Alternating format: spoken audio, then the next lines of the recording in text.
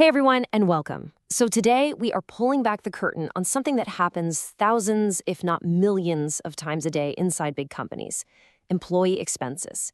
We're going to follow the entire digital life of one single expense report, starting from a crumpled up receipt all the way to a formal entry in the company's financial books. It's a journey you've probably kicked off yourself, but maybe haven't seen all the way to the end. I mean, it seems so simple, right? You grab lunch with a client, you submit a receipt, you get your money back. Easy. But behind that one little transaction, there is this incredibly sophisticated, totally automated system of checks, balances, and, well, financial plumbing. So what really happens to that $20 receipt? Let's follow the money and find out. So here's the entire journey, just at a high level. You can see it's a 5-step flow, and it's all designed for control and, accuracy. It all kicks off with the employee's entry. From there, it moves into an approval workflow and maybe even an audit. Once it gets the green light, the system processes the reimbursement, which finally results in a payment and gets officially posted to the company's books. We're going to break down every single one of these steps. We've basically split our journey into four main parts. First up, we'll see how the expense is actually born. Then we'll navigate what I like to call the approval gauntlet. After that, we'll watch how an approval turns into actual cash. And finally, and this is the really cool part, we'll follow the money onto the company's official ledger. Okay, so our story starts the second an employee realizes, hey, I need to get paid back for this.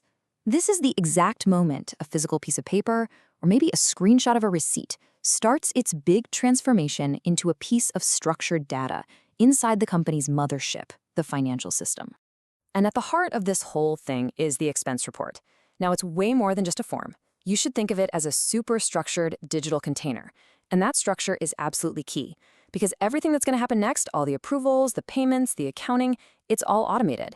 And it all depends on the specific info that gets captured right here at the very beginning. So what exactly goes into this digital container? Well, the employee provides a few key bits of data: what the expense was for, like a hotel or a meal, when it happened, how much it cost, and, this is a big one, why it was a business expense. They'll probably also attach a digital copy of the receipt. Now, each piece of this data is like a little trigger, telling the system exactly how to check the expense and where to route it next on its journey. All right, once that report is submitted, it enters the approval gauntlet. And this isn't just about one person glancing at it and saying, yep, looks good. No way. This is a systematic workflow that's built to make sure every single expense is legit and follows company policy before even a penny is paid out. You can actually follow the report's story just by looking at its status. It starts as entered while the employee is still working on it. The second they hit submit, its status flips to pending approval. Bam, it's now in their manager's court. If the manager approves, great, it moves on. But they could also return it if something's wrong or just flat out reject it. Each status is a super clear, totally auditable checkpoint in the process. So you might be wondering, how does the system know who to send the report to? It's not magic. It's just really smart, pre-configured logic. The system just takes a peek at the employee's profile, sees who their manager is, and automatically routes the report right into their approval queue. This simple rule makes sure the right person is looking at the right expense every single time. No guesswork involved. Okay, the report is approved. This is a huge moment. That request is no longer just a request. It has now become a formal instruction to the company's money people, the Treasury Department. It is about to become a real payment order. The journey from approved to paid happens in 3 totally automated steps. First, a system process runs in the background and just sweeps up all the newly approved reports. Second, for each one of those reports, it creates something called an accounts payable voucher, or an AP voucher. You can just think of this as an official, trackable IOU from the company to the employee. And then finally, that voucher gets pushed into the payment system to be paid out. And the engine that drives this whole conversion is usually some specific background program. In this case, it's called R2110. Honestly, you can just think of this program as the unsung hero of the finance department.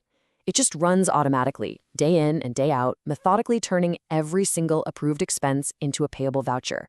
This is the official handoff from the expense world into the serious world of accounts payable. We've made it to the final leg of our journey, the accounting. The employee is about to get paid, which is great for them, but for the company's accountants, the story is not quite over. That transaction has to be recorded perfectly in the company's single source of financial truth, the general ledger. So here's the thing. From an accountant's point of view, this isn't just one event. It's actually two very distinct financial moments. There's the moment the company owes the money, and then there's the moment the company actually pays the money. So how does the system capture that important difference? And here we go.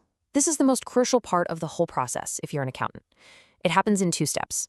First, when the voucher for that $20 lunch is created, the system makes a journal entry to recognize the expense itself. That's a debit. And to show that it now owes money to the employee. That's a credit to accounts payable. Now, at this point, no cash is actually moved, but the company's books are now perfectly accurate. Then, when the payment is actually made, a second entry happens. That accounts payable IOU is cleared out with a debit, and the cash account is credited, showing that $20 has officially left the bank. So the real takeaway here is this. Understanding that two-step process is everything. It's not just about money changing hands. It's about accurately showing the company's financial state at every single point in time.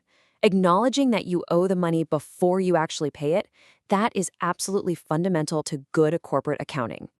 So, there you have it, the incredible, kind of invisible journey of a simple $20 lunch receipt. It was transformed into data, it was validated by policy, and it was finally recorded with perfect precision in the company's financial ledger. It really makes you stop and think, right? What other complex, automated systems are just humming away silently in the background, making our modern work lives even possible? Thanks for tuning in.